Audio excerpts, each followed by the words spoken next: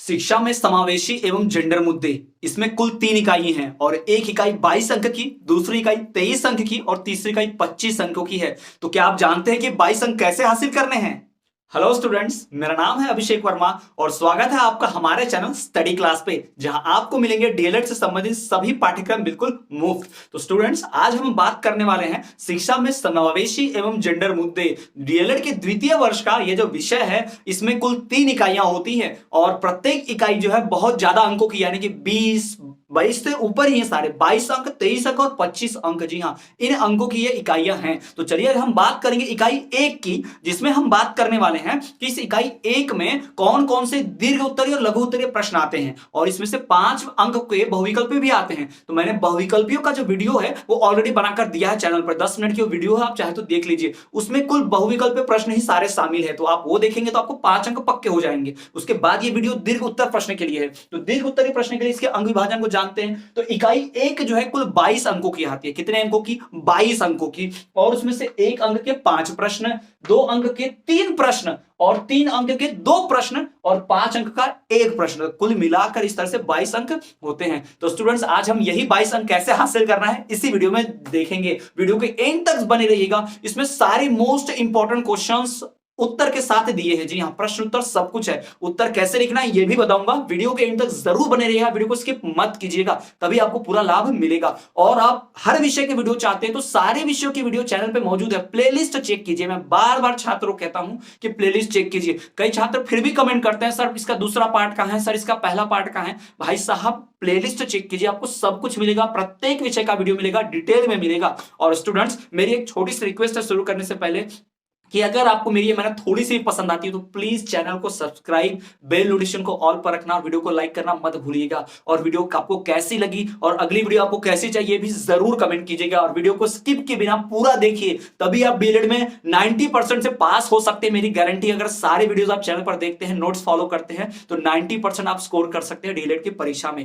और स्टूडेंट्स, अगर आप डिटेल में नोट्स चाहते हैं तो आप मुझे कॉन्टैक्ट कर सकते हैं। नोट्स के लिए दिए गए नंबर पर आप कॉन्टैक्ट कीजिए, आपको बहुत ही कम दाम में, बहुत कम पैसे में आपको सारे डिटेल नोट्स, पूरा फुल कोर्स मिल जाएगा दोनों वर्षों का। तो चलिए बिना किसी देरी के शुरू करते हैं शिक्षा में समावेशी एवं जेंडर मुद्दे। और यहां पर मैं आपको बताने वाला हूं सबसे मोस्ट इंपॉर्टेंट क्वेश्चन। तो हमारा पहला प्रश्न है, समावेशी शिक्षा का अर्थ संक्षेप में लिखिए। जो समावेशी शिक्षा होती है, अब इस विषय का नाम ही समावेशी शिक्षा है, तो आपको क्या लगता है समावेशी के ऊपर प्रश्न तो नहीं आएंगे? बिल्कुल आएंगे। सबसे ज्यादा प्रश्न समावेशी के ऊपर ही आएंगे। तो सबसे पहले इस टॉपिक को उठाते हैं और इससे जुड़े सारे प्रश्न पढ़ डालते हैं। तो पहला है, समावेशी शिक्षा का अर्थ संक्षेप में लिखिए। संक्षेप मतलब भाई शॉर्ट में बताओ, छोटा सा बताओ कि समावेशी शिक्षा किसे कहते हैं। समझाने से पहले मैं आपको बता दूं, ये किताब का नॉलेज देने से पहले जनरल आइडिया दे दूं। समावेशी शिक्षा का अर्थ होता है जहां हर प्रकार का बालक हो, युवा हो, जैसे भी छात्र हो, कमजोर छात्र हो और पढ़ने में होशियार छात्र हो, निशक्त छात्र हो या सशक्त छात्र हो, कैसे भी छात्र हो, वो एक साथ बैठकर पढ़ाई कर सके, शिक्षा हासिल कर सके, इस प्रकार की शिक्षा को बोलते हैं समावेशी शिक्षा। समझ गया आपको? यानी हर तरह का बालक, युवा जब पढ़ाई अच्छे से कर पाएगा, कैसा भी हो, उसकी मानसिक शारीरिक स्थिति कैसे भी हो, अगर वो अच्छी शिक्षा हासिल कर पाता है तो उस शिक्षा को कहते हैं समावेशी शिक्षा। तो चलिए बढ़ते हैं पहले प्रश्न की ओर। समावेशी शिक्षा का अर्थ संक्षेप में लिखिए। तो उसका उत्तर कैसे लिखना है? समावेशी शिक्षा का अर्थ है कि सभी सीखने वाले, बालक हो अथवा युवा हो, समावेशी शिक्षा का अर्थ है कि सभी सीखने वाले, बालक हो अथवा युवा हो, चाहे शक्त हो या अशक्त हो, है ना, मैं पहले आपको पहले बताया था, चाहे शक्त हो अथवा नहीं हो, सामान्य विद्यालय हो जहां पे पहली से लेकर 12वीं तक की पढ़ाई होती है, या पूर्वावस्था विद्यालय। पूर्वावस्था विद्यालय मतलब आप जानते होंगे कि बचपन में जो स्कूल रहता है ना, KG1, KG2, नर्सरी जिसे बोलते हैं, UKG, LKG, वो पूर्वावस्था। एवं सामुदायिक शिक्षा केंद्र, सामुदायिक शिक्षा केंद्र मतलब आंगनवाड़ी केंद्र। इन सभी जगहों पर अगर शिक्षा ऐसी मिलती है जहां बालक सीख पाता है तो वो समावेशी शिक्षा है। सामुदायिक शिक्षा केंद्रों में उपयुक्त सहयोगी सेवाओं के साथ आपस में मिलजुल कर सीखने में अगर समर्थ है तो वही क्या है? समावेशी का शिक्षा है। इसे ही समावेशी शिक्षा कहते हैं। मिलजुल कर सीखने में समर्थ हो, इसे ही समावेशी शिक्षा कहते हैं। आप यहां लिख सकते थे, इसे ही समावेशी शिक्षा कहते हैं। तो ये हमारा उत्तर होगा पहला। हाँ, ध्यान से देख लीजिए समावेशी शिक्षा का उत्तर। कि भाई समावेशी शिक्षा का अर्थ है कि सभी सीखने वाले, चाहे बालक हो या युवा हो, छोटे बच्चे हो या बड़े बच्चे हो, ठीक है, और फिर चाहे वो शक्त हो या अशक्त हो, यानी कहीं फिजिकल शारीरिक रूप से थोड़ा अक्षम तो नहीं, किसी का एक हाथ नहीं है या चलने में कठिनाई होती है, बोलने में कठिनाई होती है, तो क्या उनके लिए स्कूल नहीं रहेगा? नहीं नहीं, ऐसा नहीं। समावेशी शिक्षा इनके लिए भी पढ़ाई हासिल कराने का तरीका है। सामान्य विद्यालय, पूर्वावस्था विद्यालय एवं सामुदायिक शिक्षा केंद्रों में उपयुक्त सहयोगी सेवाओं के साथ आपस में मिलजुल कर एक साथ अगर सीखने में समर्थ है, तो यही क्या है? समावेशी शिक्षा है। तो मुझे पता है कि आपको समझ गया होगा। चलिए बढ़ते हैं अगले प्रश्न की ओर। अगला प्रश्न है, समावेशी शिक्षा में विविध मूल्यांकन विधियों का वर्णन कीजिए। समावेशी शिक्षा में जो विविध यानी अलग अलग प्रकार की मूल्यांकन विधि है, यानी समावेशी शिक्षा में पढ़ाया जाता है, फिर पढ़ाने के बाद जो अलग अलग विधि, अलग अलग मेथड है, जिन मेथड से, जिन विधियों से मूल्यांकन किया जाएगा कि छात्र ने सीखा कि नहीं सीखा, उसके अंदर कितना विकास हुआ है, तो इस चीज को क्या बोलेंगे? समावेशी शिक्षा में विविध मूल्यांकन विधि, है ना, विविध मूल्यांकन विधि। तो इन विधियों को जानते हैं। तो सबसे पहले कैसे लिखना है? समावेशी शिक्षा में विविध मूल्यांकन विधियों निम्नलिखित हैं। फिर नीचे डैश देकर, फिर नंबर 1 मौखिक परीक्षण, नंबर 2 विविध प्रश्न उत्तर, नंबर 3 कहानी कहना, नंबर 4 बोलकर पढ़ना, नंबर 5 वर्णन करना, नंबर 6 अवलोकन विधि, नंबर 7 लिखित परीक्षा। तो ये 7 ऐसे लिख देने हैं। और स्टूडेंट्स, अगर ये 2 नंबर के लिए आया तो आप ऐसा शॉर्ट में लिखेंगे, लेकिन अगर ये 3 नंबर के लिए आया तो आप ये ऐसा लिखेंगे। साथ ही साथ मौखिक परीक्षण क्या होता है इसको लिखकर उसको थोड़ा सा 2 लाइन में एक्सप्लेन कर दीजिए, समझा दीजिए, इसमें से 1-2 को समझा दीजिए। लेकिन अगर ये 5 अंक के लिए आ गया, 4 अंक के लिए आ गया, तो क्या करना है? इन सबको बारी बारी से हमें क्या करना है? समझाते चलना है। यानी हमने लिखा मौखिक परीक्षण, फिर डैश देके उसमें क्या लिखना है कि मौखिक परीक्षण में छात्रों से मौखिक रूप से प्रश्न किए जाते हैं और छात्र मौखिक रूप से उत्तर देते हैं। इसलिए छात्र के कक्षा ज्ञान का हमें पता चल जाता है, हमें ज्ञान हो जाता है कि उसे कितना ज्ञान है। किंतु इसकी कुछ लिमिटेशंस है, इसमें कुछ कमियां हैं कि छात्र की राइटिंग कैसी है, छात्र की स्पेलिंग मिस्टेक कर रहा है कि नहीं, ये हमें पता नहीं चलेगा। भाई ओरल बोलेगा तो कैसे पता चलेगा? जब लिखेगा तभी पता चलेगा ना। तो लिखित परीक्षा विधि भी यहां पर है, ठीक है। दूसरा एक्सप्लेन कीजिए, विविध प्रश्न उत्तर, यानी इसमें छात्र से विविध प्रकार के प्रश्न पूछे जाते हैं। मौखिक प्रश्न वो तो हो गया, उसमें बहुविकल्पीय प्रश्न या फिर सत्य असत्य, जोड़ी मिलाओ, है ना, शॉर्ट क्वेश्चन, लॉन्ग क्वेश्चन, लघु उत्तरीय, अति लघु उत्तरीय, दीर्घ उत्तरीय, अति दीर्घ उत्तरीय, इस प्रकार के क्वेश्चन पूछे जाते हैं।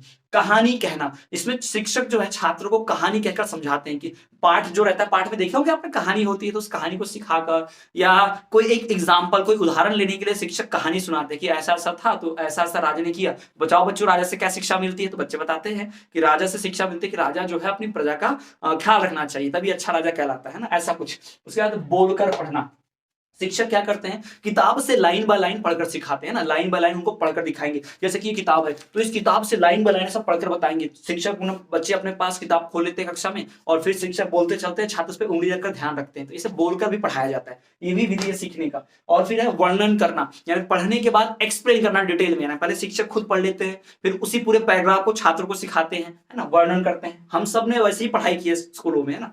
उसके बाद अवलोकन, यानी अवलोकन करना, जो छात्र होते हैं वो कक्षा में जब बैठे होते हैं, प्रश्न हल कर रहे होते हैं, उनकी कॉपी किताब का अवलोकन करके देख कर जो है शिक्षक पता लगाता है कि उन्हें कितना सीखा है। और एक विधि है लिखित परीक्षा, इससे तो आप सभी परिचित है भाई। हमारी परीक्षा, इसके नाम से तो पूरा खौफ है, लोग डरते हैं, है ना। डीएलएड की भी हमारी परीक्षा होती है, उसमें भी शिक्षक जो है, छात्र जो है डरते हैं कि कैसे परीक्षा पास हुई। तो लिखित परीक्षा में पूरा ज्ञान हो जाता है, यानी छात्र ने कितना सीखा, स्पेलिंग मिस्टेक, वाक्य रचना, सब कुछ, हैंड राइटिंग, सब कुछ का भाई इसमें ज्ञान हो जाता है लिखित परीक्षा से। तो ये लिखित परीक्षा बहुत ही विश्वसनीय माध्यम है ना। जो लिखकर रहता है वही पूरा समझा होगा, ये पता लगा लेते हैं। तो इस तरह की जो विधियां है, ये सारी विधियां जो समावेशी शिक्षा में आती हैं। तो समावेशी शिक्षा में अगर मूल्यांकन करना है तो इन तरीकों से करेंगे। तो ये 7 तरीके मैंने आपके सामने बता दिए। चलिए बढ़ते हैं अगले प्रश्न की ओर।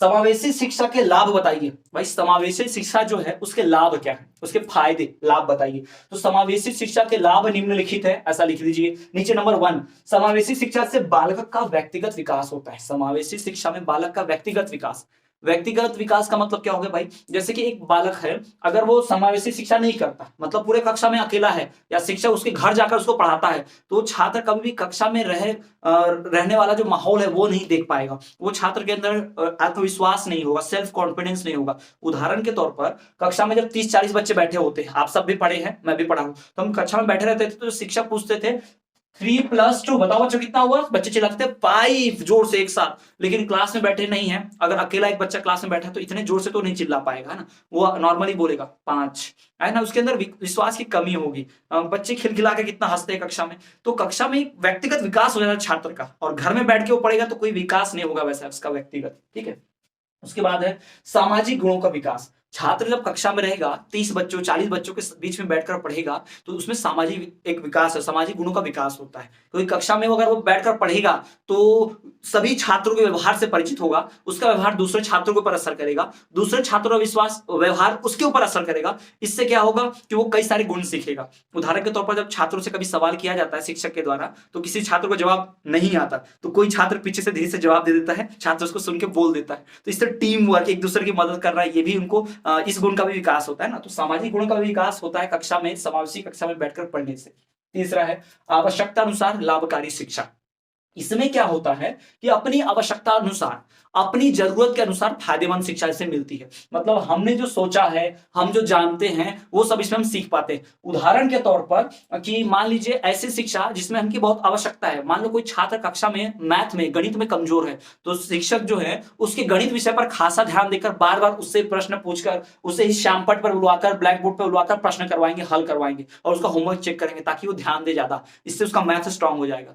तो जिस चीज की आवश्यकता होती है उसी प्रकार की शिक्षा छात्र को मिलती है समावेशी शिक्षा में, तो जो बहुत ही लाभकारी होती है। उसके बाद है लचीला पाठ्यक्रम। लचीला मतलब ये पाठ्यक्रम जो है लचीला है, बड़ा आसान है। लचीला मतलब से ढीला मूलने वाला नहीं, लचीला मतलब आसान है, पाठ्यक्रम बड़ा आसान है, छात्रों को बहुत आसानी से समझ में आ जाता है। इतनी मोटी किताब अगर घर में देखेंगे तो नींद ही आ जाएगी, लेकिन कक्षा में इतनी मोटी किताब देखेंगे तो एक ही यूनिट सब पढ़ रहे हैं, मैं भी पढ़ूंगा, तो छात्रों के अंदर कॉन्फिडेंस आता है, एक उत्साह, एक रुचि आती है, तो पढ़ते हैं। तो इन विधियों से भाई ये सब लाभ है। ये सब किसके लाभ है? समावेशी शिक्षा के। तो भाई पाठ का नाम ही समावेशी है, तो उससे जुड़े सवाल तो पूछेगा ही पूछेगा ना। तो समावेशी शिक्षा के सारे लाभ है, आप बता दीजिएगा। बढ़ते हमारे अगले प्रश्न की ओर। राष्ट्रीय शिक्षा नीति 1986 की पाठ्यक्रम विशेषताएं लिखिए। 1986 में 1986 में नया सिलेबस, नया पाठ्यक्रम इंट्रोड्यूस किया था सीबीएसई के द्वारा, केंद्रीय शिक्षा माध्यमिक मंडल जो है उनके द्वारा, है ना। तो उन्होंने जो शिक्षा नीति लाई थी, वो शिक्षा नीति में क्या क्या खासियतें थी, क्या क्या अच्छी बातें थी, तो चलिए उनको हम देखेंगे। यहाँ पर कुल मैंने 10 लिखे हैं, 10 खास बातें थी। उन 10 खास बातों को जानते हैं। अगर ये प्रश्न 2 अंकों के लिए आया तो आप क्या लिखेंगे? राष्ट्रीय शिक्षा नीति 1986 की पाठ्यक्रम की विशेषताएं निम्नलिखित हैं, ऐसा लिख दीजिए। नंबर 1, नंबर 2, नंबर 3, ऐसे पूरे 10 के 10 नाम लिख दीजिए, हो गए 2 नंबर के लिए। लेकिन अगर ये मान लेते हैं 4 नंबर के लिए या 5 नंबर के लिए आता है, तो हमें सिर्फ नाम लिखने से काम नहीं चलेगा। नाम लिखकर कि समान समान पाठ्यक्रम डैश, फिर उसके 3-4 लाइन थ्योरी एक्सप्लेन कीजिए। फिर दूसरा लिखिए न्यूनतम अधिकतम स्तर, उसमें भी 3-4 लाइन की थ्योरी लिख के एक्सप्लेन कीजिए। ऐसे पूरे 7, 8, 9 को एक्सप्लेन करना पड़ेगा, तब जाके हमें पूरे 5 अंक मिलेंगे। तो स्टूडेंट चलिए देखते हैं कैसा लिखेंगे। राष्ट्रीय शिक्षा नीति 1986 की पाठ्यक्रम की विशेषताएं निम्नलिखित दी गई हैं। प्रथम नंबर 1, समान सामान्य पाठ्यक्रम। जी हाँ, समान मतलब एक जैसा, सामान्य मतलब आम, है ना, एकदम अलग नहीं, आम सबके जैसा पाठ्यक्रम। ऐसा सिलेबस होगा जो बहुत ही समान होगा और एक जैसा होगा। पूरे भारत भर में एनसीईआरटी किताबों का सिलेबस एक ही होता है, आप जानते होंगे, है ना। चाहे आप दिल्ली से कश्मीर तक पहुंच जाओ या फिर कन्याकुमारी तक चले जाओ, इधर अरुणाचल प्रदेश से गुजरात तक आ जाओ, पूरे भारत भर में घूम लो, अगर वो एनसीईआरटी किताब है तो सबका सिलेबस सेम होगा, एक जैसा पाठ्यक्रम होगा। दूसरा, न्यूनतम अधिगम स्तर, यानी इसमें एकदम न्यूनतम यानी मिनिमम लेवल होगा सीखने का। उदाहरण के तौर पर अगर किसी डीएलएड को हम डीएलएड की परीक्षा का पूरा सिलेबस पढ़ने लगाते हैं, तो भाई वो उसको पढ़ना नहीं जमता है, उसे कोई ना कोई किताब, मटेरियल, नोट, शिक्षक की आवश्यकता होगी। किंतु एनसीईआरटी किताब आप खुद उठा लीजिए, आप ऐसे लाइन बाय लाइन पढ़िए, आप खुद से सीख पाएंगे। यानी जिसको कुछ भी नहीं आता है, एकदम न्यूनतम स्तर है उसके सीखने का, पढ़ने का, वो भी क्या कर सकता है? अधिगम कर सकता है, सीख सकता है, ठीक है। तीसरा, सामाजिक सांस्कृतिक दृष्टिकोण, यानी कि इस पाठ्यक्रम में जब 1986 में राष्ट्रीय शिक्षा नीति ने नया पाठ्यक्रम बनाया, तो उसमें सामाजिक और सांस्कृतिक दृष्टिकोण भी डाला गया था। जी हाँ, आप देखते होंगे सामाजिक विज्ञान पढ़ते हैं, उसमें सामाजिक विज्ञान 10वीं तक कंपलसरी है, और सोशल साइंस सामाजिक विज्ञान में आप देखेंगे समाज के बारे में बहुत कुछ लिखा होता है, पॉलिटिक्स के बारे में, है ना, सब कुछ होता है उसमें। तो उससे बच्चे बहुत अच्छा सीखते हैं, संस्कृति के बारे में और समाज के बारे में भी सीखते हैं। तो ये पाठ्यक्रम बड़ा उपयोगी था, ठीक। उसके बाद मूल्य शिक्षा यानी मोरल वैल्यूज यानी संस्कारी शिक्षा, जिसमें संस्कार सिखाए जाते हैं। अभी तो योग शिक्षा को भी सम्मिलित कर दिया गया है, कंप्यूटर शिक्षा को भी सम्मिलित कर दिया गया है, सारी चीजें शामिल है। भाषा अध्ययन, आप देखते हो भाषा भी इसमें रहती है, अंग्रेजी भाषा, हिंदी भाषा और संस्कृत भाषा होता है। तो बालक हिंदी और संस्कृत में से कोई एक विषय चुनते हैं और इंग्लिश कंपलसरी होती है, ठीक। और कई राज्यों में तो अलग अलग भाषाओं में अध्ययन करवाया जाता है, जैसे कि उत्तर प्रदेश और बिहार में संस्कृत, हिंदी और अंग्रेजी के साथ साथ उर्दू भी होता है। वहां पे तो द्वितीय भाषा है उर्दू उस राज्य की। साथ ही साथ महाराष्ट्र में जाओ तो मराठी, गुजरात में जाओ गुजराती, पंजाब में जाओ पंजाबी, इन भाषाओं को में भी शिक्षा प्राप्त की जा सकती है। एक विषय ये भी होता है, जैसे हमारे यहाँ मध्य प्रदेश में हिंदी और संस्कृत होता है, तो वैसे ही पंजाब में हिंदी और पंजाबी ऐसा भी होता है, ठीक है। उसके बाद देखिए संचार माध्यम एवं शैक्षिक तकनीक। संचार मतलब टेलीकम्युनिकेशन, ट्रांसपोर्ट, है ना, यातायात के साधन। आपने देखा होगा ईवीएस में, साइंस में, सोशल साइंस में ये सब इंक्लूड रहता है। रेलवे के बारे में, रोड ट्रांसपोर्ट के बारे में, सब कुछ जो रहता है इन्वॉल्व रहता है। तो तकनीकी के बारे में, कंप्यूटर, इन सब की शिक्षा, इंटरनेट, आईटी, इन सब की शिक्षा भी दी जाती है। साथ ही साथ इसमें कार्य से अनुभव के द्वारा यानी कार्य करके सीखना, शिक्षा एवं पर्यावरण यानी कि पर्यावरण को बचाना, ये भी आप देखोगे भूगोल विषय होता है 10वीं तक सामान्य विज्ञान में ना, उसमें ज्योग्राफी में पॉल्यूशन, प्रदूषण के बारे में, पेड़ों को काटना, डिफॉरेस्टेशन, और मिट्टी कैसे खराब होती है, सॉइल इरोजन, मृदा अपरदन, इन सब बातों के बारे में जानकारी दी होती है। सौर मंडल के बारे में दिया होता है जानकारी, तो छात्र हमारे पर्यावरण के बारे में सीख पाते हैं। इस शिक्षा में पर्यावरण पर भी जोर दिया जाता है। साथ ही साथ गणित शिक्षण और विज्ञान शिक्षण तो है ही। तो ये 10 खासियतें हैं, 10 विशेषताएं हैं राष्ट्रीय शिक्षा नीति जो 1986 में आई थी। जी हाँ स्टूडेंट्स, 1986 में आई हुई राष्ट्रीय शिक्षा नीति की ये विशेषताएं हैं। तो ये 10 विशेषताएं कुल हैं। तो स्टूडेंट्स ये कुल 4 प्रश्न हो गए। मैं थोड़ा सा साइड होता हूं, आप रोक कर वीडियो पूरा लिख सकते हैं या चाहे तो स्क्रीनशॉट भी ले सकते हैं, ठीक। तो ये 4 प्रश्न हो गए। तो स्टूडेंट्स अगर आपको समझ में आया अभी तक आपको सब पसंद आया है तो प्लीज चैनल को सब्सक्राइब करना ना भूले और वीडियो को लाइक करना ना भूलें, बेल नोटिफिकेशन को ऑल पर रखें कि वीडियो ना भूले। और आप नोट्स चाहते हैं तो हमारे दिए गए नंबर पर कॉन्टेक्ट कीजिए, आपको बहुत ही कम दाम में नोट्स मिलेगा। साथ ही साथ प्लेलिस्ट चेक करेंगे तो हर सब्जेक्ट की, प्रत्येक विषय की अलग अलग वीडियो आपको मिल जाएगी। तो ये हो गया स्टूडेंट्स 4 सबसे मोस्ट इंपोर्टेंट क्वेश्चन। अब बढ़ते हम अगले महत्वपूर्ण प्रश्नों की ओर। तो स्टूडेंट्स चलिए हम बात कर लेते हैं अन्य सबसे महत्वपूर्ण प्रश्नों की, जो इस इकाई में 4 अथवा 5 या 3 अंकों के आ सकते हैं। तो उन प्रश्नों की अगर बात करें तो उसमें 5वां प्रश्न है, भारतीय शैक्षिक व्यवस्था में समावेशन पर एक निबंध लिखिए। निबंध यानी कि नियमों से बधा हुआ, यानी कि अच्छा खासा डिटेल में लिखना होता है और नियम कायदे से लिखना होता है। तो उस भारतीय शैक्षिक व्यवस्था में समावेशन पर एक निबंध लिखिए कि हमारी जो शिक्षण व्यवस्था है उसमें समावेशन यानी कि साथ मिलकर पढ़ना, इस बात को कैसे शामिल किया गया है, ठीक है। चलिए देखते हैं। तो सबसे पहला, भारतीय शैक्षिक व्यवस्था में समावेशन का अर्थ क्या है? तो इसमें समावेशन का अर्थ है किसी व्यवस्था का अंग होना या संपूर्ण में समाविष्ट होना है, यानी शामिल होना पूरा, या किसी का भाग होना, किसी का पार्ट होना, अंग होना, यही क्या होता है भारतीय शैक्षिक व्यवस्था में समावेशन का अर्थ है। भारतीय शैक्षिक व्यवस्था में समावेशन का अर्थ है किसी महत्वपूर्ण व्यवस्था का अंग होना या भाग होना, ठीक है।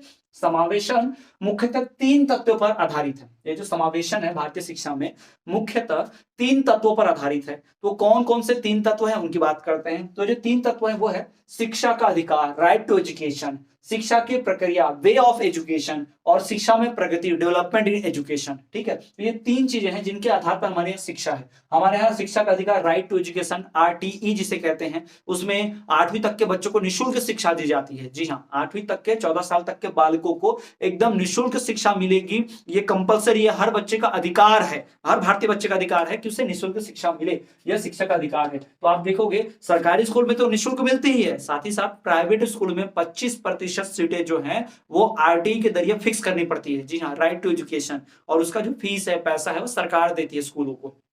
तो RTE तो फिक्स होता है, शिक्षा का अधिकार। दूसरा, शिक्षा की प्रक्रिया। हमारे यहाँ एजुकेशन की जो प्रक्रिया है, शिक्षा की प्रक्रिया वो फिक्स है। हमारे यहाँ पहले शुरुआत में यानी पूर्व अवस्था के विद्यालय होते हैं जिसमें nursery 1, UKG, LKG, KG1, KG2 जिसे कहा जाता है वो होती है। उसके बाद फिर उसमें सामान्य विद्यालय आते हैं कक्षा 1 से लेके 12वीं तक, ठीक है। हमारे यहाँ निःशक्त बच्चों के लिए अलग से विद्यालय हैं, और जो दिव्यांग बालक होते हैं, अभी विकलांग शब्द को हटा के दिव्यांग शब्द इस्तेमाल किया जाता है, आपको पता होगा। जी हाँ, तो जो दिव्यांग बालक होते हैं, छात्र होते हैं, उनके लिए अलग से एक शिक्षा व्यवस्था भी की गई है, अलग से स्कूल भी होता है उनके लिए, आप भी जानते हैं। तो ये हमारी शिक्षा व्यवस्था में बहुत इंपॉर्टेंट रोल है। इवन अगर कोई बच्चा विकलांग है तो सामान्य विद्यालय में भी पढ़ सकता है, नॉर्मल विद्यालय में भी। जिस बच्चे का एक हाथ नहीं है या फिर पैर नहीं है, उसे चलने में तकलीफ है, बोलने में तकलीफ है, तो इस आधार पर उसको कक्षा से निकाला नहीं जा सकता स्कूल से, उसे पढ़ने देना पड़ेगा सामान्य बालकों के साथ। जी हाँ, तो ये हमारे भारतीय शिक्षा नीति बहुत अच्छी बात है।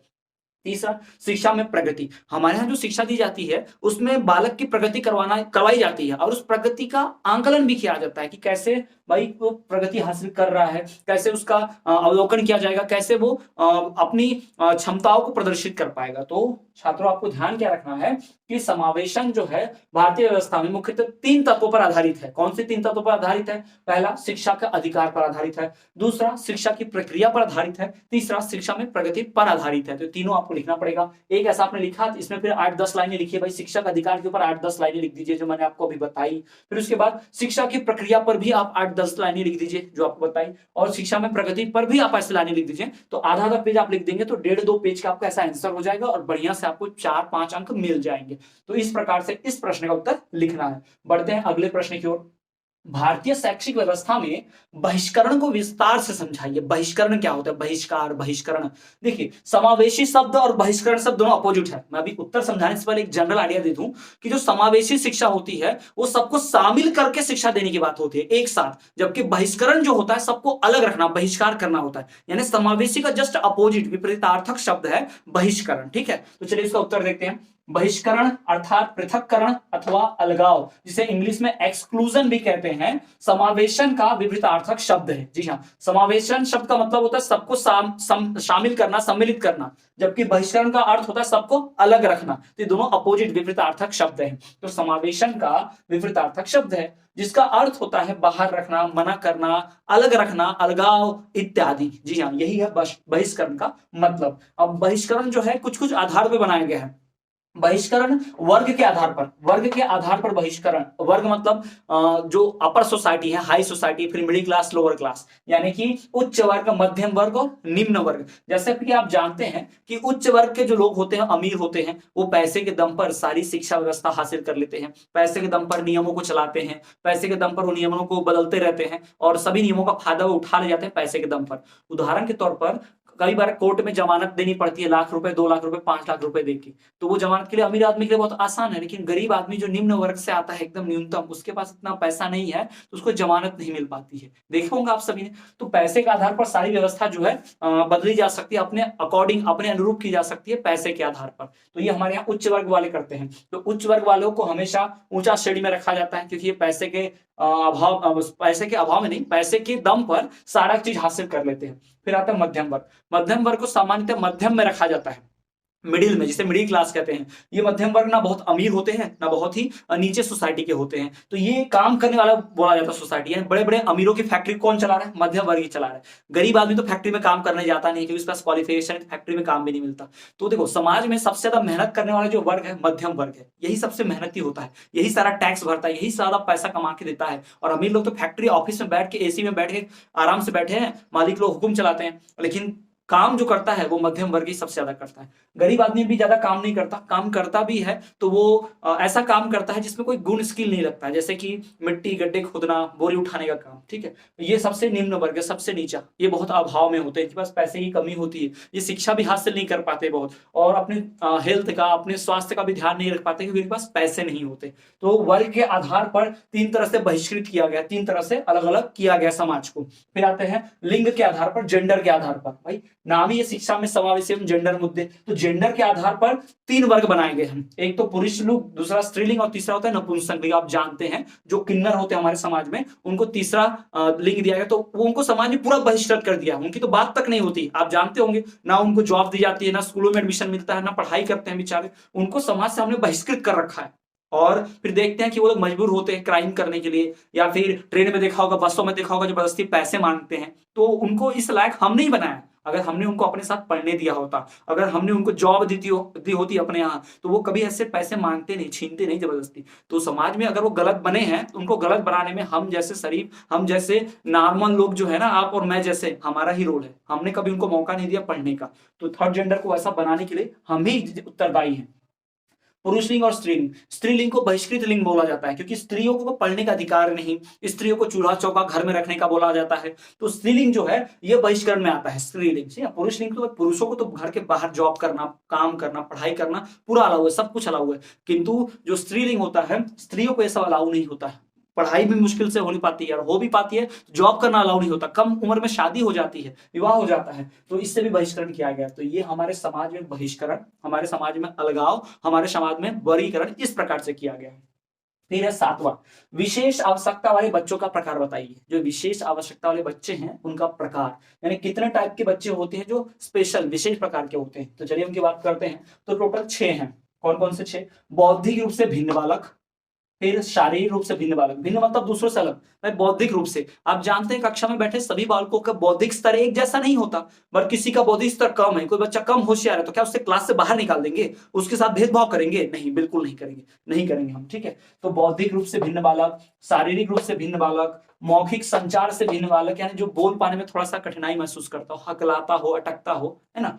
फिर मनोसामाजिक रूप से भिन्न बालक, ऐसा बालक जिसका मनोअवस्था यानी कि शांत रहना, चुप रहना, डिप्रेशन में रहना, ऐसे बालक भी अलग होते हैं। तो बीमार हैं, वो हमसे अलग नहीं है, उनको हम बहिष्कार नहीं करेंगे, उनको समझाएंगे, सिखाएंगे, उनका उपचार करेंगे और अपने जैसा बनाएंगे। फिर सांस्कृतिक रूप से भिन्न बालक, जिसकी संस्कृति अलग हो गई। कोई बालक देखेंगे आप एकदम अलग तरह के कपड़े पहनता है, अलग संस्कृति है, किसी बालक का अलग है, किसी बच्चे में संस्कार की कमी है, किसी बच्चे में संस्कार है, तो उस संस्कार में जिसमें कमी है उसको मार पीट के एकदम नहीं सुधारना है, उसके अंदर संस्कार देने हैं, कोशिश करने की उसे संस्कार दिए जाए। फिर है वंचन, वंचन के आधार पर भिन्न बालक, भाई वंचन के आधार पर, है ना। तो इस तरह से इन सब चीजों पे क्या है, टाइप्स बने हुए, इन सब चीजों पर टाइप्स बने हैं, ये सब आधार पर, इसके आधार पर बालकों का अलग अलग प्रकार बना हुआ है। उसके बाद 8वां प्रश्न क्या होगा, समावेशी शिक्षा का अर्थ, विशेषता एवं उद्देश्य लिखिए। तो ये तो अच्छे से जानते हैं, मैंने आपको ऑलरेडी पढ़ा दिया। तो समावेशी शिक्षा का अर्थ, विशेषता एवं उद्देश्य निम्नलिखित है। तो स्टूडेंट्स ये हो गया हमारे सबसे most important questions. I hope कि वीडियो आपको पसंद आई होगी। पसंद आई है, मेरी मेहनत जरा सी पसंद आई तो वीडियो को लाइक कर दीजिए, चैनल को सब्सक्राइब कर दीजिए और अपने क्लासमेट्स और फ्रेंड के साथ वीडियो को शेयर जरूर कीजिए। साथ ही साथ आप हमें अन्य सोशल मीडिया पे भी फॉलो कर सकते हैं, आपको डिस्क्रिप्शन में लिंक मिलेगी। आप हमें फेसबुक, इंस्टाग्राम और टेलीग्राम पे फॉलो करना ना भूलें, हम हर जगह हैं।